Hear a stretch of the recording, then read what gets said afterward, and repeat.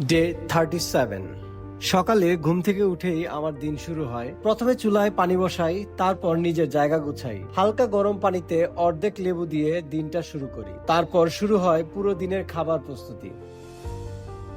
আজকের মেনু মুরগি, ভাত আর ঢেঁড়স।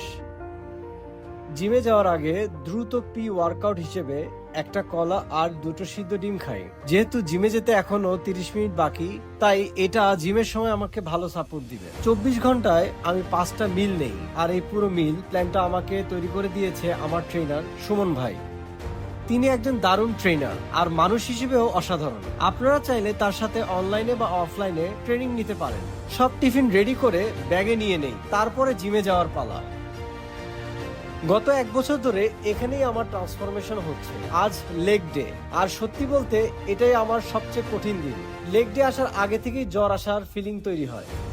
তবুও কষ্ট, ইনজুরি সবকিছুর মাঝেও আমি থামিনি। মাঝে মাঝে নিজেকে দেখে অবাক লাগে, কি ছিলাম আর আজ কোথায় এসে দাঁড়িয়েছি।